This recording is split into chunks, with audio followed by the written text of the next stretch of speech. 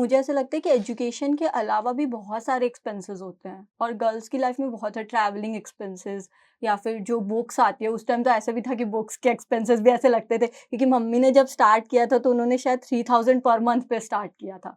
तो उस time books का मैनेज करना भी ऐसे होता था कि हाँ ठीक है, तो बाकी सारा एक्सपेंस उन्होंने ही मैनेज किया। बाहर भेजने का डिसीजन कि जब आप फिर मम्मी का काम थोड़ा सही चलने लगा तो फिर उनका था कि उन्हीं के उस पे गए थे। पहले तो जोधपुर में मैंने क्लैट के लिए कोचिंग ली थी, तो उस टाइम पूरा मम्मी का सपोर्ट था। मुझे एक प्रॉब्लम आई थी, मेरा स्कूल हिंदी मीडियम से था 10th तक, तो मुझे वो 10th टू 12th में फिर आगे कॉलेज में वो थोड़ी-सी प्रॉब्लम आई थी अच्छा, लैंग्वेज आपने को। 11th में मीडियम हाँ, चेंज किया? 11th में मीडियम चेंज किया मैंने। अच्छा, आपका अटेम्प्ट कौन-सा था ये? फर्स्ट अटेम्प्ट था सर। मतलब स्टार्टिंग से टारगेट आरजेएस था। हिमाचल इसलिए दिया था क्योंकि आरजेएस का सिलेबस सेम था, इसीलिए। जीके सर, लास्ट क्वेश्चन उन्होंने पूछा था कि बेटा ये बता दो कि सुप्रीम कोर्ट और हाई कोर्ट में वुमेन जज कितनी है और कौन-कौन है? बता ऐसे। दिया आपने? हाँ जी। आपको? मुझे ऐसे लगता है कि पूरी प्रिपरेशन में हार्ड वर्क मैंने अपनी मम्मी से सीखा है, लेकिन जो स्मार्ट वर्क है वो मैंने अपने फ्रेंड्स से सीखा है। मतलब जो मेरे को लोग मिले, जो मेरे को प्रोफेसर्स मिले, जो मैंने कोचिंग ली, राहुल्स कोचिंग ली, तो मैंने वहाँ से स्मार्ट वर्क सीखा है। मतलब मेरे को जो टॉप 5 कॉलेज चाहिए थी, फिर 1900 रैंक में मिल रही थी कॉलेजेस, बट वही था घर के पास, दिल्ली जोधपुर मेरा था, जोधपुर में मिल जाए, एनएलयू जोधपुर मिल जाए, ऐसा था। तो उस टाइम बहुत डिसअपॉइंटमेंट था। चाहत तो देश के शीर्ष एनएलयू से कानून की पढ़ाई करने की थी, लेकिन क्लैट में पर्याप्त रैंक न होने के कारण पसंदीदा एनएलयू नहीं मिला और वह सपना पूरा नहीं हो पाया। फिर भी हौसले और मेहनत के दम पर दिल्ली से कानून की पढ़ाई पूरी की, 2022 में डिग्री प्राप्त की और इसके साथ ही आगे के सपनों की उड़ान भरी। घर वालों की इच्छा थी कि अधिकारी बने।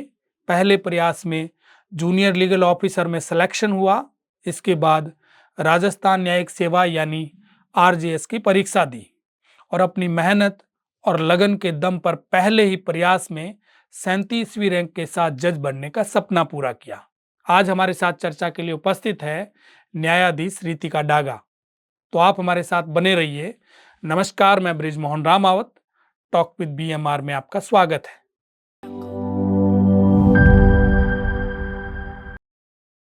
रितिका, आपका टॉक विद बीएमआर में बहुत बहुत स्वागत। धन्यवाद सर। पहले तो आपको बधाई, शुभकामनाएं। बहुत-बहुत धन्यवाद। जज बन गई आप हाँ जी। 37 रैंक के साथ। हाँ जी। क्या महसूस कर रही हैं?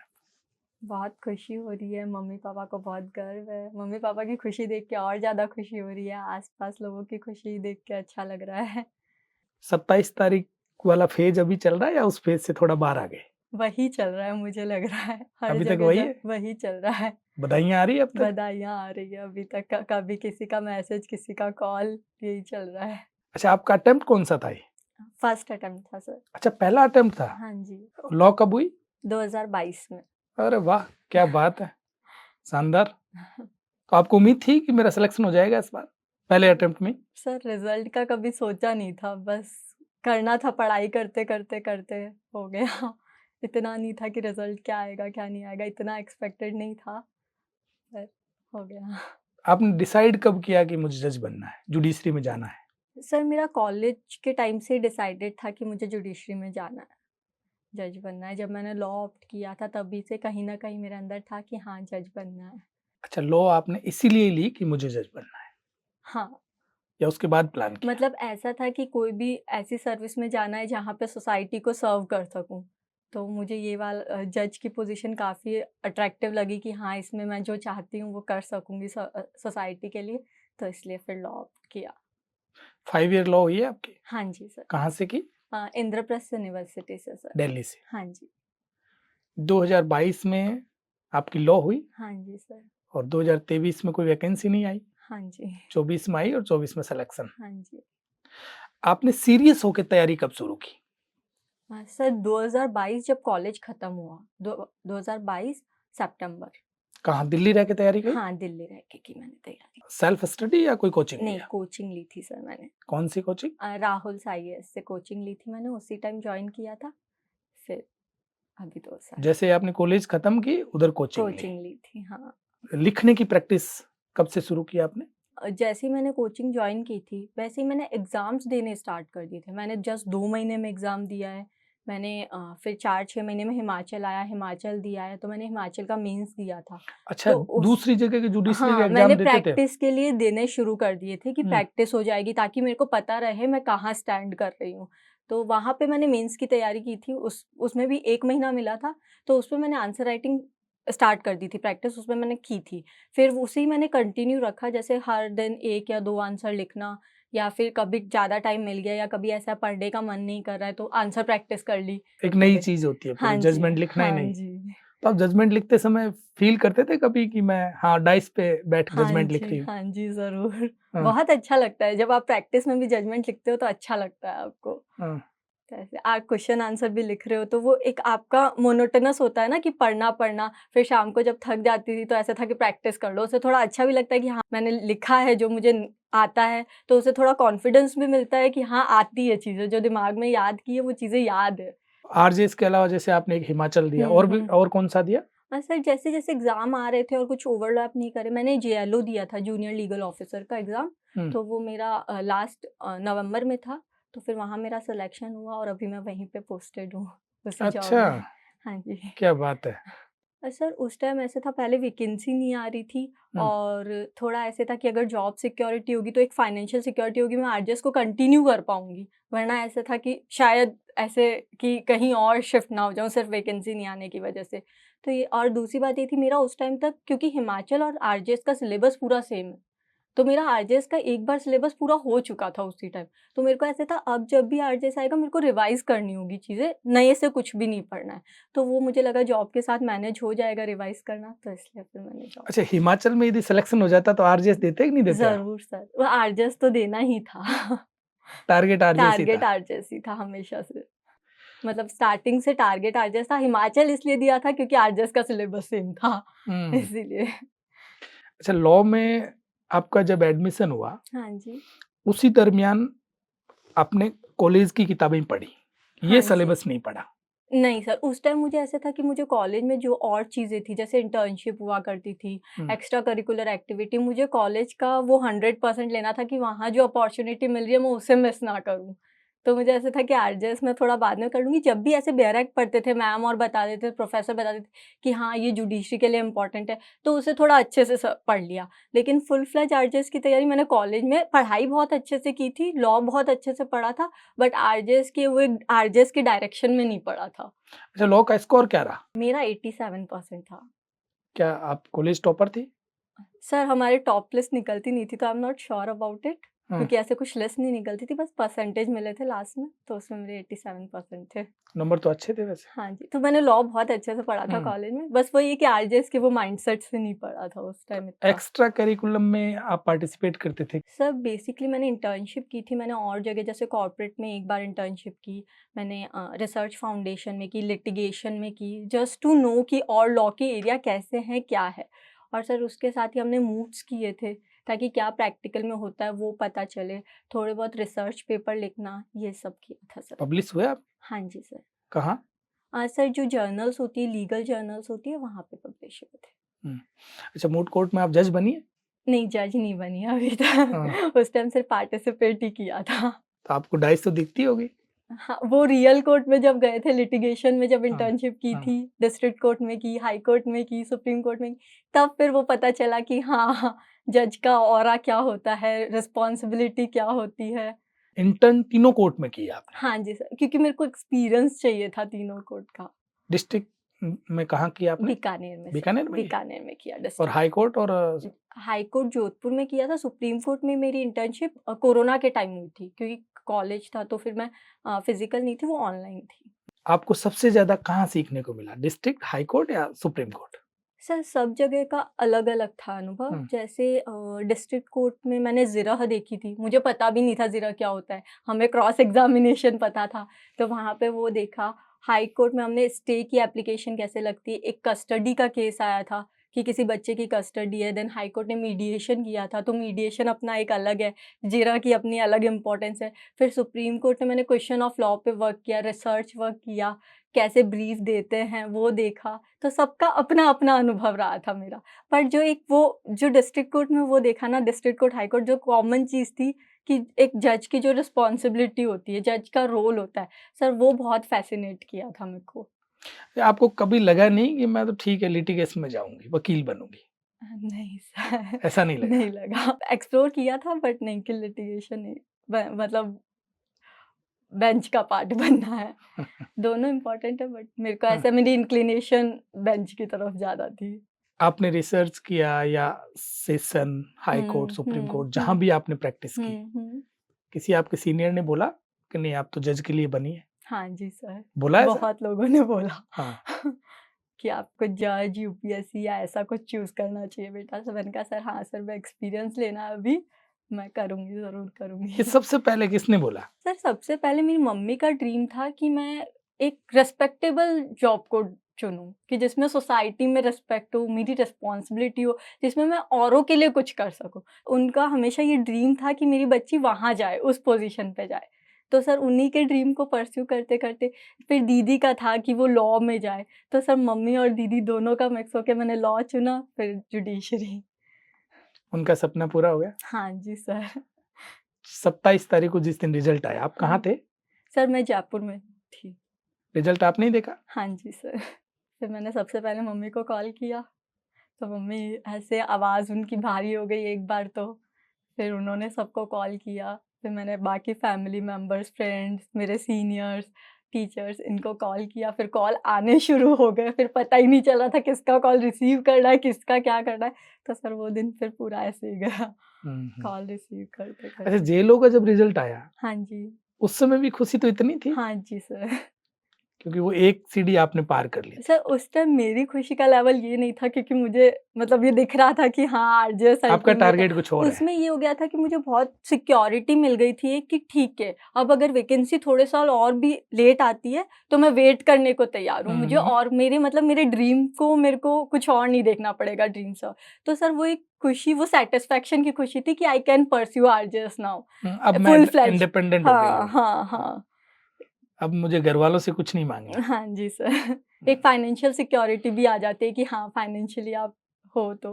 राजस्थान में आपने पहला कंपटीशन एग्जाम जेएलओ का दिया या इसके अलावा और भी नहीं दिया? सर, जेएलओ दिया था। आपने पहला जेएलओ दिया, हाँ जी। वो आपने क्रैक किया। हाँ जी सर। पहला आरजेएस दिया और वो आपने क्रैक हाँ किया। जी ये तो सर। बहुत बड़ा अचीवमेंट है। मेरे लिए तो बेस्ट मोमेंट था जब मैंने मम्मी को कॉल करके बताया था कि मम्मी हो गया है सिलेक्शन। क्योंकि मुझे ऐसा लगता है कि मेरे जितना भी है उनका बहुत बड़ा रोल रहा है पूरी जर्नी में, तो उनको बताया था। बाकी मुझे ऐसा लगता है मेरी खुशी से ज़्यादा जो लोग साथ थे मेरे, उनकी भी खुशी बहुत इम्पोर्टेंट है। कभी-कभार मुझे ऐसे नहीं लगता रिज़ल्ट आ गया, कुछ बदला है, बट जब मैं उनको देखती हूँ तो मुझे लगता है कि उनके चेहरे की जो चमक है, वो उससे मुझे लगता है कि नहीं, बहुत कुछ चीज़ें बदल रही है। मम्मी को था कि आपका इतना जल्दी सिलेक्शन हो जाएगा? हाँ, उन्हें तो लगता था मैं जो एग्ज़ाम दूँगी मेरा हो जाएगा। अच्छा। उनको तो उनसे ज़्यादा विश्वास ही किसी को नहीं था। स्कूलिंग आपकी बीकानेर हुई? हाँ जी सर। कहाँ से? सर एलकेएसआई जैन कन्या विद्यालय से हुई मेरी स्कूलिंग। और 11th-12th में सब्जेक्ट क्या रहा? मेरा ह्यूमैनिटीज़ था। अच्छा, हाँ, तो स्कूलिंग में स्कोर क्या रहता था आपका? सर मेरा अच्छा रहता था। लाइक मैं है मतलब टॉप भी किया है मैंने, 9th-10th में मैं हेड गर्ल भी थी, तो स्कूल अच्छा था। अच्छा। बस मुझे एक प्रॉब्लम आई थी, मेरा स्कूल हिंदी मीडियम से था 10th हुँ, तक, हुँ। तो मुझे वो 10th टू 12th में फिर आगे कॉलेज में वो थोड़ी-सी प्रॉब्लम आई थी अच्छा, लैंग्वेज आपने को। 11th में मीडियम हाँ, चेंज किया? 11th में मीडियम चेंज किया मैंने। तो उस टाइम वो थोड़ा काफ़ी स्ट्रगल रहता है, मुझे लगता है कि वो थोड़ा स्ट्रगल था, फिर कॉलेज आते-आते मैंने इम्प्रूव किया। चीज़ों हाँ, से कम्फर्ट हो गए? कम्फर्ट हो गए। कितना समय लगा? सर मुझे ऐसा लगता है कि वो एक प्रोसेस था, मतलब ठीक है 11th-12th तक बहुत कम था, फिर मैं कॉलेज गई तो मुझे और ज़्यादा है मतलब था, लेकिन वहाँ मैंने देखा कि मेरे को अपॉर्च्युनिटी मिली कि लोग इंग्लिश में बात कर रहे हैं, सब अपने आप में बात कर रहे हैं और हमने कभी बोली भी नहीं थी स्कूल में या फिर कहीं इंग्लिश। तो मतलब मुझे ऐसा लगता है पीयर ग्रुप जो होता है उसका बहुत बड़ा फ़र्क पड़ता है। फिर मैं जब अपने प्रोफ़ेसर से बात करती थी, तो चाहे मैं गलत ही करूँ, मैं ट्राई करती थी I can speak English as much as I can. और राजस्थान में आते-आते तो मैं इतनी कंफर्टेबल हो गई कि मेरे अंदर जाए डर था कि शायद मेरी इंग्लिश इतनी अच्छी नहीं है।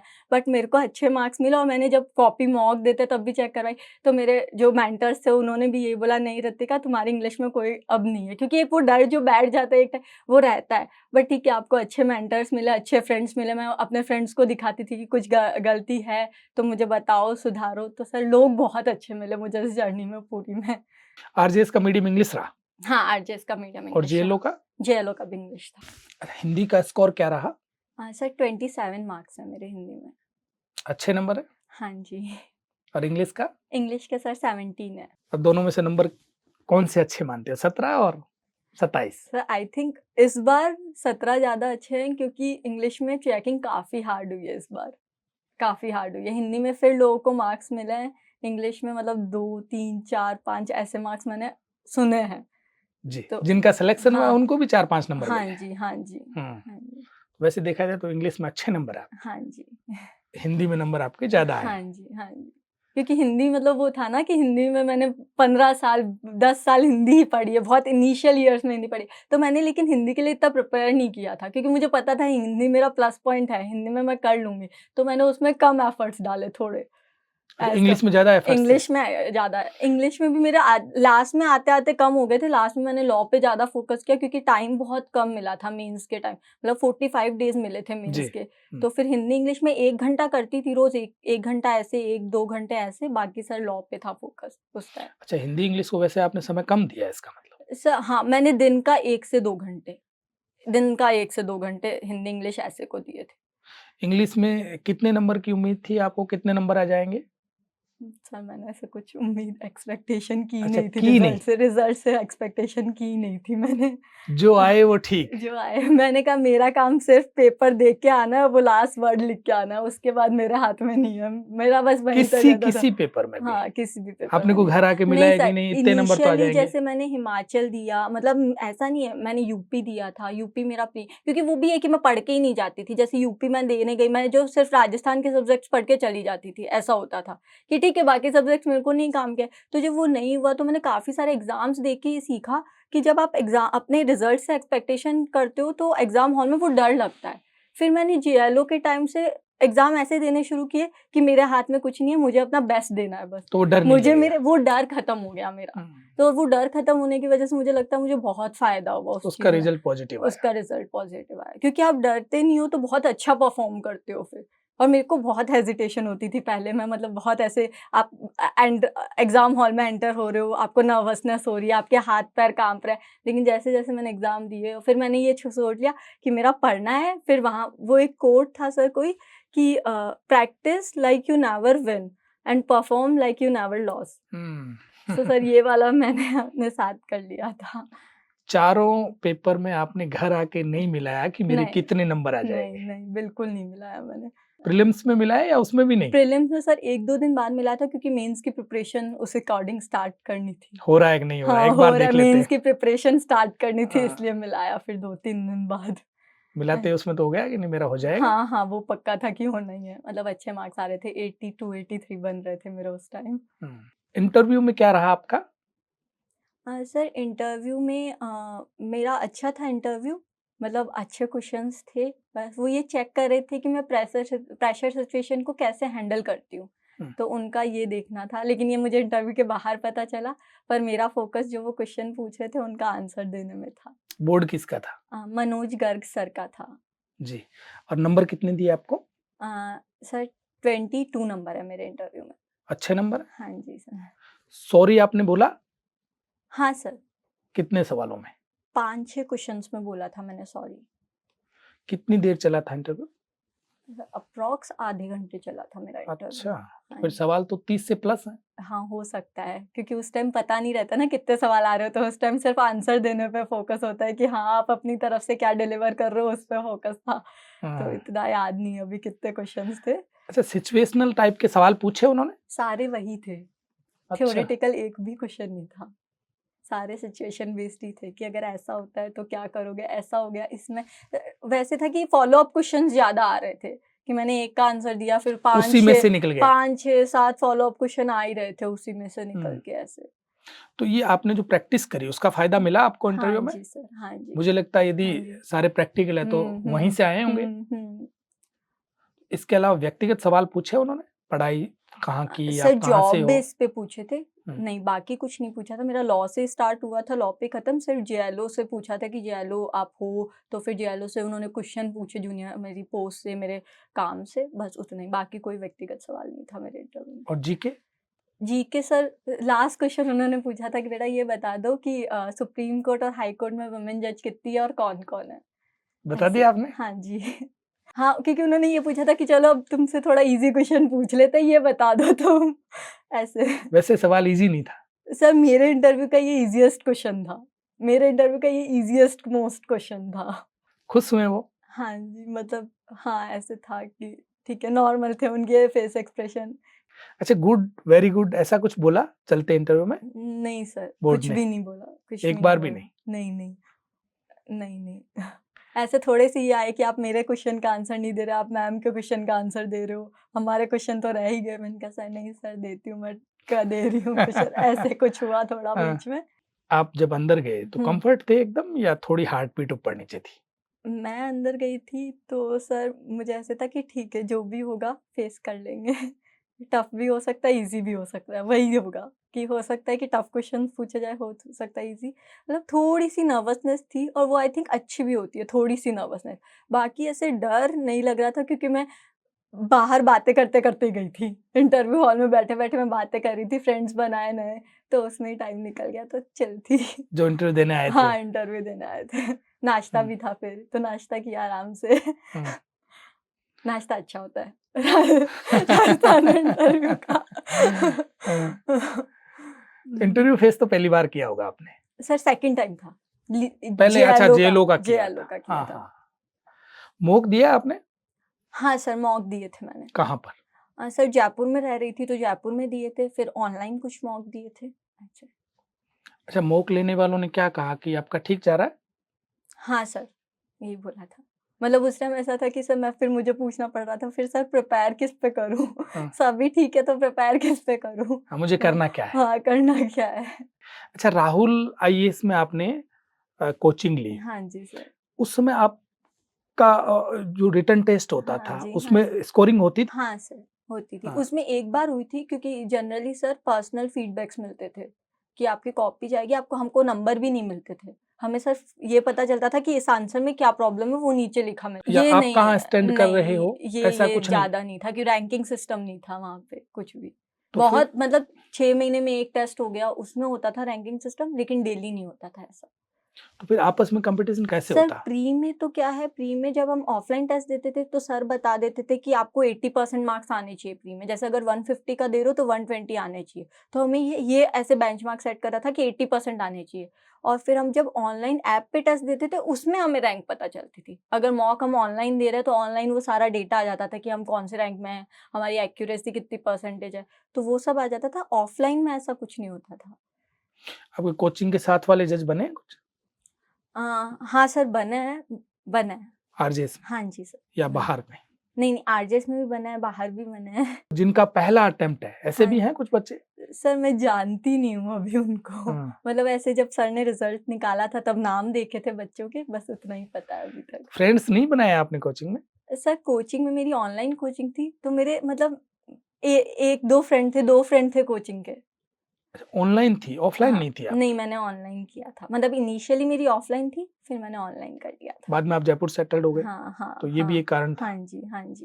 अच्छा कॉलेज की कुछ बातें और बताओ? सर कॉलेज मतलब मुझे ऐसा लगता है कॉलेज बहुत बड़ा वो था कि मैं एकदम कंफर्ट ज़ोन से आप एकदम कंफर्ट ज़ोन से बाहर निकलते हो, बीकानेर से दिल्ली जाते हो। त मतलब एक्सपोज़र बहुत अच्छा मिला कि मैंने देखा वहाँ पे जो लोगों की ऑरेटरी स्किल्स होती है या फिर जब डिस्कशन होते थे, न्यूज़ से अपडेटेड रहना, कि करंट में क्या चल रहा है, तो ये सब में कॉलेज का बहुत बड़ा रोल रहा। गॉसिप भी इसी बातों की होती थी वहाँ? सर हम लोग हाँ, मतलब जैसे अगर बेसिकली पूरा दिन 9 से 5 तो कॉलेज होता था, तो उसी में चले जाते थे और फिर फ्रेंड्स मिलते थे तो अगर बात करते थे तो इसी बारे में कर लेते थे, वरना थोड़ी अदर बातें हो जाती थी, ऐसे सब चलता था ऐसे। 9 से 5 कॉलेज स्कूल की तरह लगती थी? नहीं सर या जब काइंड ऑफ मर्ज़ी स्कूल ही थी वो, हमेशा या ही जब बोल मर्ज़ी तब गए वापस आ गए? नहीं, नहीं सर स्कूल ही थी, अटेंडेंस कंपल्सरी थी। स्कूल जैसा ही लगता था वहाँ पे भी। अच्छा रितिका एक बात बताओ आप हाँ जी। यदि लॉ यहाँ से करते हाँ बीकानेर जी, से हाँ और जी। आपने दिल्ली से हाँ की जी, है, हाँ जी, हाँ इसमें जी। आपको कोई लगता है कि मैं यहाँ से करती तो पीछे रह जाती, वहाँ से किया तो ठीक, सर ऐसा कुछ लगता है मुझे आपको? ऐसे लगता है कि पूरी प्रिपरेशन में हार्ड वर्क मैंने अपनी मम्मी से सीखा है, लेकिन जो स्मार्ट वर्क है वो मैंने अपने फ्रेंड्स से सीखा है। मतलब जो मेरे को लोग मिले, जो मेरे को प्रोफ़ेसर्स मिले, जो मैंने कोचिंग ली, राहुल्स कोचिंग ली, तो मैंने वहाँ से स्मार्ट वर्क सीखा है, कि कैसे स्मार्टली वर्क किया जाता है। Hard work obviously hard work के बेसिस पे एग्ज़ाम निकाला जा सकता है, पर कितनी जल्दी, तो मुझे ऐसा लगता है वो मेरे लिए मेरी पर्सनल उसमें जर्नी में उसका बहुत बड़ा रोल था। तो मैं ये बोलूँ कि मैंने स्मार्ट वर्क वहीं जाके सीखा है।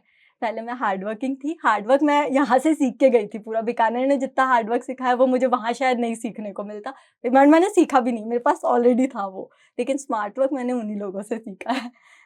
तो आप क्या मानते हो, हार्ड वर्क से फर्स्ट अटेम्प्ट में नहीं निकलता? सर निकल सकता है, बिल्कुल ऐसा नहीं है कि नहीं निकल सकता, लेकिन मैं अपनी जर्नी का बात करूँ क्योंकि मुझे एक्सपीरियंस नहीं है, अगर मैं सिर्फ हार्ड वर्क से निकालती तो क्या होता रिज़ल्ट। लेकिन मेरी जर्नी की बात करूँ तो मुझे ऐसा लगता है, क्योंकि मैंने सर क्लैट दिया था, तो क्लैट में मेरी 1900 रैंक आई थी समथिंग, और मेरे को टॉप 5 एनएलयू चाहिए थी उस टाइम। तो मेरे लिए एक वो बहुत बड़ा सेटबैक था कि आप एकदम ऐसे हो जाते हो कि आप स्कूल में टॉपर रहे हो, और फिर वहाँ नहीं आपने मिल रहा मेहनत आपका। की है, आपने इतनी मेहनत की है, ऐसा नहीं मैंने उस टाइम मेहनत नहीं की थी। और मिल नहीं रहा। मिल नहीं रहा, क्यों नहीं हुआ? मेरे पास आंसर नहीं थे, क्यों नहीं हुआ? हुँ। तो फिर मुझे उस टाइम कहीं न कहीं लगा कि मेरे स्मार्ट वर्क में थोड़ी कमी थी। तो फिर मैंने सेल्फ हेल्प बुक्स पढ़ी काफ़ी सारी कि कैसे करते हैं। मेरे को बहुत शौक है, अभी भी शौक है सेल्फ हेल्प बुक पढ़ने का। फिर मैंने लोगों को देखा, फिर मुझे ऐसे लगा कि नहीं, मेरे को अगर वो होता है ना कि आप खुद से क्वेश्चन करते हो कि मेरे अंदर क्या कमी है? तो मुझे लगा कि मुझे आरजेएस अगर क्लियर करना है तो मुझे स्मार्ट वर्क करना पड़ेगा। सिर्फ हार्ड वर्क से नहीं चलने वाला काम। तो मुझे ऐसा लगा कि नहीं, चाहिए होगा। हुँ। तो आप उस समय डिसअपॉइंट हुए जब क्लैट में रिजल्ट नहीं आया? बहुत सर, क्योंकि मैंने बहुत मेहनत की थी, शायद मतलब बहुत मेहनत की थी मैंने उस टाइम भी। मतलब मेरे को जो टॉप 5 कॉलेज चाहिए थी, फिर 1900 रैंक में मिल रही थी कॉलेजेस, बट वही था घर के पास, दिल्ली जोधपुर मेरा था, जोधपुर में मिल जाए, एनएलयू जोधपुर मिल जाए, ऐसा था। तो उस टाइम बहुत डिसअपॉइंटमेंट था। उससे फिर बाहर कैसे आए आप? सर उससे बाहर फिर मैंने यही किया, मैंने बुक्स पढ़नी शुरू की, मतलब मदर का आप रोल रहा क्वेश्चन। उससे बाहर निकालने? हाँ सर, मतलब मम्मी ऐसे ही बोलती थी, कोई ना, हो गया तो मतलब मैं तो ये था कि मैं जस्ट दिल्ली भी नहीं जाने वाली थी, क्योंकि मुझे ऐसा लग रहा था मैं डिज़र्व नहीं करती। तो दीदी ने बहुत बोला कि नहीं, तू जाना है, अच्छी कॉलेज है, जा तू। मेरा ऐसा था, नहीं मैं बीकानेर से ही कर लूँगी, अब नहीं, मेरे को जो चाहिए था वो मुझे मिला नहीं। लेकिन उन लोगों ने भेजा, उन लोगों का बहुत सपोर्ट रहा उस टाइम, कि अगर वो नहीं भेजते, मतलब मेरे को एक तरफ से भेजा गया था, मेरा बिल्कुल मन नहीं था जाने का। एनएलयू नहीं मिलने का रिग्रेट है अब आपको? सर अब ऐसा नहीं लगता है, कि ऐसा लगता है कि ठीक है, मतलब मुझे ऐसे लगता है जितना जैसे उस टाइम मैं छोटी थी, अब मैं जैसे थोड़ी-थोड़ी ग्रो हो रही हूँ, तो मुझे लगता है पर्सन की स्किल्स मैटर करती है। आप कहीं से भी पढ़ो। कोई क्योंकि मैटर नहीं कोई करता, नहीं मैटर एनएलयू या करता। हाँ इंद्रप्रस्थ जी, या हाँ जी। कुछ और। आपकी खुद की स्किल्स, आपने खुद पे कितना वर्क किया है, आपने कितना out of your comfort zone जाके कितनी चीज़ें की है। जैसे मुझे पहले बोलने में भी डर लगता था, लोगों से बात करने में डर लगता था। तो मुझे पता था कि नहीं, मेरे को इंटरव्यू फेस करना है, मैं ऐसे कैसे रहूँगी? और अब ऐसा होता है कि मैं किसी से भी बहुत सहजता से बात कर लेती हूँ। हुँ। तो ये मुझे लगता है कि पर्सन टू पर्सन डिपेंड करता है, कॉलेज रहता है बट इतना नहीं कि आप कर ही नहीं सकते कुछ, ऐसा नहीं होता है। डिबेट में भाग लिया आपने कभी? सर डिबेट में नहीं, मैंने मूट पार्लियामेंट में पार्टिसिपेट किया। डिबेट में मैंने किया था, 1-2 बार किया था। हाँ, कॉलेज में जो डिबेट कॉम्पिटिशन होते हैं उसमें मैंने पार्टिसिपेट किया था। हुँ। अच्छा, मंच पे आप कभी गए तो बॉडी वाइब्रेट हुई आपकी? हाँ सर, इनिशियली जब मैंने डिबेट में पार्टिसिपेट किया था तो मेरा फर्स्ट टाइम था, लाइक मेरा फर्स्ट ईयर फर्स्ट सेमेस्टर था, और मेरे को ऐसा था, हाँ, हाँ, करते हैं। फिर मैं गई और मेरे से बोला नहीं गया वहाँ पे, मैं जस्ट गई हूँ क्योंकि वो, ब्लैंक। हाँ, डिबेट डिबेट सोसाइटी के लिए वो था कि हाँ। हमारे कॉम्पिटिशन होते थे ताकि डिबेट सोसाइटी में आपको एंट्री मिल सके। तो फिर एकदम ब्लैंक हो गई और पता नहीं मैंने क्या बोला, मुझे भी नहीं पता है कि मैंने क्या बोल के आई हूँ वहाँ पे। तो नहीं हुआ डिबेट सोसाइटी पे सिलेक्शन, कोई ना, फिर मैंने इंडियन पार्लियामेंट्री कमिटीज़ में किया तो वहाँ पे सिलेक्शन हुआ। फिर वही है कि आप धीरे-धीरे सीखते हो कि एक चीज़ नहीं है, वहाँ पे पूरा ब्लैंक था मेरा वो। परिवार में आपकी सिस्टर हैं, हाँ जी वो सर। क्या करती हैं? सर वो होममेकर है अभी। अच्छा, हाँ जी। शादी हो गई उनकी? हाँ जी। और मदर क्या करती हैं आपकी? मम्मी का मेरा पूड़ी, खाखरा, होममेड प्रोडक्ट्स, अचार, इनका काम है। अच्छा, मम्मी का खुद का काम है। हाँ जी, मम्मी बिज़नेस वूमन है। ब्रदर हैं आपके? नहीं सर, ब्रदर नहीं है, नहीं, आप नहीं। 2 बहनें हैं। हाँ जी, हाँ जी। तो सारा खर्चा मम्मी ने उठाया? सर नहीं, मेरी जो मतलब एजुकेशन हुई थी वो अपने 10th तक की एजुकेशन मेरी फंडेड थी। फिर 11th-12th सिपानी ट्रस्ट है, उन्होंने किया था। फिर 12th के बाद 2 इयर्स का जो था वो मम्मी और दीदी ने मैनेज किया था। फिर दीदी की शादी के बाद भैया ने हैंडल कर लिया था। फर्स्ट 2 इयर्स मम्मी, क्योंकि दीदी भी जॉब करती थी ना, तो उनकी सारी वो सैलरी वहाँ आती थी मेरी फीस के लिए। सर मेरी एक कज़न है, बुहासा के लड़के, तो उन्होंने कॉलेज का पूरा उन्होंने देखा था अच्छा। कोचिंग तक। हाँ क्या बात है। तो लेकिन मम्मी का बैकग्राउंड ऐसे था क्योंकि मुझे ऐसा लगता है कि एजुकेशन के अलावा भी बहुत सारे एक्सपेंसेस होते हैं और गर्ल्स की लाइफ में बहुत है ट्रैवलिंग एक्सपेंसेस या फिर जो बुक्स आती है। उस टाइम तो ऐसा भी था कि बुक्स के एक्सपेंसेस भी ऐसे लगते थे क्योंकि मम्मी ने जब स्टार्ट किया था तो उन्होंने शायद 3000 पर मंथ पे स्टार्ट किया था। तो उस टाइम बुक्स का मैनेज करना भी ऐसे होता था कि हाँ ठीक है। तो बाकी सारा एक्सपेंस उन्होंने ही मैनेज किया। बाहर भेजने का डिसीजन कि जब आप फिर मम्मी का काम थोड़ा सही चलने लगा तो फिर उनका था कि उन्हीं के उस पे गए थे। पहले तो जोधपुर में मैंने क्लैट के लिए कोचिंग ली थी तो उस टाइम पूरा मम्मी का सपोर्ट था ऐसे। जी। जोधपुर में कहाँ, लॉ प्रेप से? हाँ जी सर, लॉ प्रेप से। जेएलओ में सिलेक्शन होने के बाद एक सेटिस्फेक्शन का बड़ा रीजन यही था कि यही मैं था। फाइनेंशियली हाँ जी, स्वतंत्र हो हाँ गई जी हो। सर, हाँ जी। जिन लोगों ने आपको फंड किया हम्म। जब आप आरजेएस हाँ बनी, जी, आपका हाँ रिजल्ट जी, आया, हाँ जी। इन सबसे बात हुई होगी? हाँ जी सर। बहुत खुश हुए मम्मी के होंगे, है बाद ना? दीदी को किया था, दीदी के बाद भैया को। हाँ। बहुत बहुत कुछ मतलब वो मतलब भाभी बता रहे थे वो काँपने लग गए थे, वो खुद काँपने लग गए थे कि हो गया है। भाई, आप जिस पौधे में पानी दे रहे हो और वो उसने यदि हाँ फल जी, दे दिया तो, हाँ जी सर। और आपने तो अचानक से पहले प्रयास में सिलेक्शन होना भी अपने आप में बड़ी बात होती है। बचपन कैसा था आपका? सर बचपन में मैं अपने दादा से बहुत क्लोज थी। तो मुझे लगता है बचपन में है ना जब हम लोग टीवी शो भी देखते थे, मैंने कार्टून्स नहीं देखे कभी। मुझे कार्टून्स कैरेक्टर याद नहीं है। मैं दादा के साथ बैठ के महाभारत, रामायण, पृथ्वीराज चौहान शो आता था एक टाइम, रजत टोकस था उसमें। तो हम दोनों का बहुत फेवरेट था। तो दादा ने मतलब बहुत जो करेज का एक है ना कि जो अभी भी मेरे अंदर कहीं न कहीं है, तो वो दादा ने सिखाया था मेरे को कि किसी के सामने डरना नहीं है, अपनी बात रखने से हिचकना नहीं है। कि अपनी बात जहाँ भी हो एक मैनर होता है रखने का बट रखो आप वो बात। तो दादा के साथ बहुत अच्छी मेमोरीज़ है बचपन की। बदमाश थे आप? हाँ, मैं बोलती थोड़ा ज़्यादा थी लेकिन बदमाश नहीं थी। हाँ। और दादी की? दादी सर ऐसा मतलब मेरी दादी की डेथ मैं जब 4 साल की थी तब हो गई थी। तो वो मुझे याद ही नहीं होंगे। हाँ, तो फिर सब लोग बताते हैं बुआ साहब कि मैं बहुत फेवरेट थी उनकी। मतलब वो अपने पास ही रखते थे मेरे को हमेशा ऐसे। हाँ, हाँ। अच्छा, इस पूरी जर्नी की मैं यदि बात हाँ करूं, जी, हाँ जी। सबसे ज्यादा किसी को श्रेय किसी गुरु को देना चाहें, है ऐसा? हाँ जी। सर मुझे ऐसा लगता है कि गुरु में मुझे बहुत सारे गुरु मिले हैं। मतलब हर स्टेप पे मुझे मिले हैं लोग। लेकिन मतलब जो एक कांस्टेंट चीज़ होती है वो माँ। वो बोलते हैं ना मम्मी सबसे पहला गुरु होती है आपका। तो वही सानिध्य उन्हीं का ही मिला, आप उन्हीं श्रेय का उन्हीं मम्मी को को ही देना चाहेंगे। उन्हीं को। अच्छा, एक नया बच्चा है जिसने हाँ अभी जी, एडमिशन लिया है हाँ एलएलबी में, जी, हाँ 5 जी, ईयर लॉ मान लेते हैं, हाँ जी, हाँ उसको जी, जज बनना है, हाँ जी। तो कैसे तैयारी करे? सर, सबका एक्सपीरियंस अलग होता है। सबसे पहले मैं ये बोलूँगी कि सबसे ज़्यादा एक इंसान को खुद को पता होता है कि उसमें क्या कमियाँ, उसकी क्या स्ट्रेंथ्स है। तो सबसे पहले फिगर आउट करने की ज़रूरत है कि आपकी स्ट्रेंथ्स क्या है, आपकी वीकनेस क्या है और वीकनेसेस से डरना नहीं है, भागना नहीं है वो। जो आपकी वीकनेसेस है, आप उस पे धीरे-धीरे काम करो, वो होगी। लेकिन वो है कि आप में इतना ये होना चाहिए मतलब इतनी स्ट्रेंथ होनी चाहिए कि आप अपनी वीकनेसेस को डील कर सको कि कुछ लोग होते हैं जो एक्सेप्ट ही नहीं करते कि नहीं-नहीं ये तो है ही नहीं। या फिर कुछ लोग ऐसे होते हैं जो अपनी स्ट्रेंथ्स को इतने ज़्यादा हम्बल हो जाते हैं कि अपनी स्ट्रेंथ्स को ही भूल जाते हैं। तो उन दोनों को बैलेंस करके चलना है स्ट्रेंथ और वीकनेसेस को। एक बैलेंस वे में हर चीज़ में बैलेंस कि अगर आप लॉ पढ़ रहे हो तो उसके साथ-साथ लैंग्वेज को बैलेंस इज़ द वर्ड कि मैं अपनी पूरी जर्नी को अगर प्रिपरेशन जर्नी को करूँ सम अप तो बैलेंस करना होगा सब चीज़ों में। अच्छा, थोड़ा-सा खुल के बताओ। ये तो मैं ठीक है, मान गया हुँ, बैलेंस करके चलो सारी हुँ, चीज़ें वैसे हुँ, करो। हुँ, खुद को समझना है, हुँ।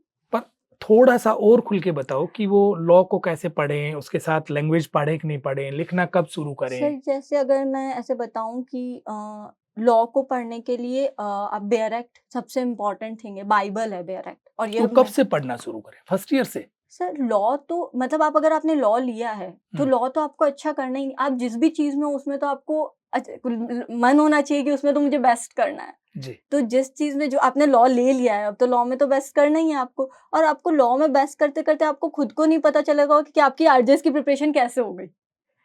वही कि अगर मतलब जैसे मेरा था, मेरा ये नहीं था कि मैंने आरजेएस का सिलेबस उठा लिया, अब इसके सिलेबस के अकॉर्डिंग पढ़ना है, नहीं। मैंने था मैं जहाँ हूँ, वहाँ मुझे बेस्ट करना है। अगर लॉ में है, तो चाहे कोई लॉ नहीं भी आ रहा है आरजेएस में, मुझे नहीं पता था कि आता है, नहीं आता, बट वो भी मैंने बहुत अच्छे से पढ़ा। तो जो जहाँ हो, वहाँ अपना बेस्ट दो। मतलब एक याद करने की चीज़ होती है ना, वो बेयर एक्ट हो गई। समझने के लिए आपको जितनी बुक्स पढ़नी है, पढ़ो, ऑनलाइन पढ़ो। जब जब तक एक लॉ में कंसेप्चुअल क्लैरिटी फर्स्ट स्टेप होता है कि आपकी कंसेप्चुअल क्लैरिटी आ गई। इस कंसेप्चुअल क्लैरिटी में अपना स्टडी मटेरियल ब्रॉड रखो कि 2 बुक पढ़ ली, एक कंसेप्ट नहीं समझ आया तो 3 बुक पढ़ ली। लेकिन जब कंसेप्ट समझ आ गया ना, फिर वो 3 बुक पढ़ने की ज़रूरत नहीं है, फिर वो बेरेक बहुत है। बेरेक में आपने लिख लिया साइड में क्या-क्या कंसेप्ट था, इसमें क्या-क्या है, तो वो कंसेप्चुअल क्लैरिटी आपको जब आपके इंटरव्यू में प्रैक्टिकल क्वेश्चन्स आ जाते हैं, तो वहाँ काम आएगी।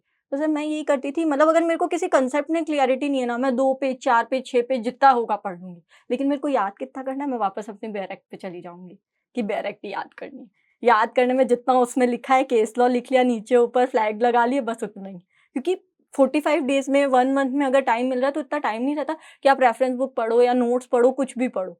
या फिर आप शॉर्ट नोट्स बनाओ उसके साथ अगर बेरेक। लेकिन लास्ट में मतलब मुझे 1 मंथ मिला था ऑलमोस्ट कि ठीक है, सारा कुछ करके, तो उस टाइम बेरेक आपने बेस्ट। नोट्स बनाए?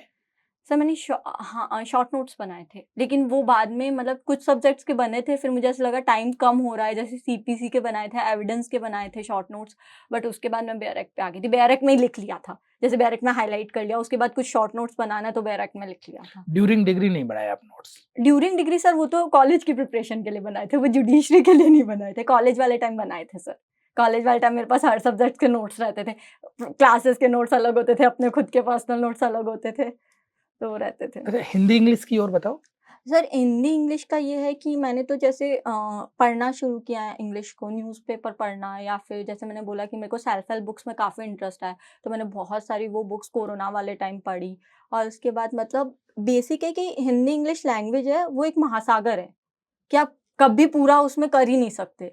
वो जितना आप करोगे, तो आपको कितना चाहिए कि एग्ज़ाम पॉइंट ऑफ व्यू से कितना इम्पोर्टेंट है, तो उसको रिस्ट्रिक्ट करने की ज़रूरत है। जैसे हिंदी इंग्लिश जेएलओ में भी आती है, अच्छी आती है, और जो कोर आपको करना है वो न्यूज़पेपर रीड करो, जितना रीड कर सकते हो रीड करो, वही है। अखबार कब से पढ़ रहे हैं आप? अच्छा, मैंने क्लैट की प्रिपरेशन में स्टार्ट कर दिया था अच्छा, उसी 2017 समय से से। कंटिन्यू हाँ, पढ़ रहे हो आप? हाँ, हाँ, मैं इंग्लिश पढ़ती थी। न्यूज़पेपर हाँ, हाँ। और हिंदी? सर हिंदी में मैं पढ़ती थी, मतलब हिंदी ऐसा होता था कि जैसे मैंने आरजेएस की प्रिपरेशन में स्टार्ट किया हिंदी न्यूज़पेपर, कि मतलब जो भी उसमें भी जो एडिटोरियल्स आते थे वो पढ़ती थी मैं। तो आप करंट से लगातार अपडेट हैं, हाँ, हाँ, करेक्ट से। उस समय से क्लैट से। सर कॉलेज में ऐसा होता था बीच में छूट गया कि कुछ और करे, या इंटर्नशिप में ऐसे इतनी वो एक ठीक कंसिस्टेंसी है, नहीं बट रहती थी, हाँ, बट हाँ मैं ट्राई करती थी कि पढ़ने का पता रहे कि करंट में क्या चल रहा है, इतना। वो तो हाँ, जी। क्योंकि फिर आप कोट कर सकते हो ना, ऐसे में आप कोट कर सकते हो कि हाँ इस करंट इससे ये है, तो वो अच्छा लगता है, आपको स्टैंड आउट करेगी वही चीज़ें। और सर एक चीज़ मैं कहना चाहूँगी कि रिवीजन बहुत इम्पोर्टेंट है। मतलब जब आप पढ़ रहे हो, जब आप याद कर रहे हो, मतलब कंसेप्चुअल क्लैरिटी के लिए आप पढ़ो, लेकिन जब आप याद कर रहे हो तो 100 पेज पढ़ने की जगह 20 पेज पढ़ो, उन 20 पेज को 5 बार पढ़ो आप। तो वो क्या है, क्योंकि आरजेएस में ऐसा होता है 13-14 सब्जेक्ट्स एक साथ आपको 3 घंटे में याद रखने होते हैं। जी। तो आपको, और हम ह्यूमन बीइंग्स हैं, तो हमें याद करने में टाइम लगता है। तो मतलब 10 से 15 से 20 बार, जितनी बार पूरे सिलेबस का रिवीजन हो, रिवीजन बहुत इम्पोर्टेंट है। आपने कितनी बार किया ये? सर मेरा हो गया होगा 15 बार तो कम से कम। अच्छा, 15 बार रिवीजन कर लिया मतलब आपने। क्योंकि मैंने एग्ज़ाम्स दिए थे ना, तो हर एग्ज़ाम के लिए 3 से 4 से 5 हुँ। 3 से 5 बार रिवीजन करती थी, जो सब्जेक्ट्स मेरे को पढ़ना है। तो वो मैंने 5-6 एग्ज़ाम दिए, तो हो गया 5, ज़्यादा ही हुआ 15 बार से भी। जी। अच्छा, आपका सवाल छूटा, कोई पेपर छूटा? नहीं सर, मेरा एक भी मेरी सवाल नहीं स्पीड छूटा? अच्छी थी। हुँ। मेरी स्पीड कॉलेज से ही अच्छी थी। राइटिंग स्पीड अच्छी थी। आपने रिव्यू भी किया कि मैंने लिखा वो सही लिखा है कि नहीं लिखा? इतना समय मिला पेपर आपको? टाइम नहीं, नहीं, बिल्कुल ऐसे आपने जो लिख दिया वो लिख हाँ, दिया। लिख दिया। मतलब ऐसा हुआ कि जैसे जो मैंने क्वेश्चन एक्सपेक्ट किया था, मैं इसे 15-20 मिनट दूँगी, वो मैंने लास्ट में आते-आते 10 मिनट में, 5 मिनट में किया है। बट वो मैंने कर दिया था कि हाँ, मतलब गंदी राइटिंग में किया, वो कर दिया था, ऐसे। अच्छा, आपने जो सोचा हाँ वो जी। मुकाम हासिल कर लिया। हाँ जी अब सर। आपको कहाँ जाना है? सर अब तो अच्छे से सर्विस करनी है, अच्छे से जजमेंट्स लिखने हैं। बस वही है कि जो जहाँ हो वहाँ अपना बेस्ट दो। बेस्ट देने का प्रयास करेंगे। हाँ जी। जी। मेरा अंतिम सवाल, हाँ जी। तैयारी करने वाले बच्चों को क्या मैसेज देना चाहेंगे आप? कुछ भी इम्पॉसिबल नहीं है। Impossible world has itself possible in it. यही मैसेज है। सब कुछ संभव है यदि सब कुछ। ठान ले तो। हाँ जी।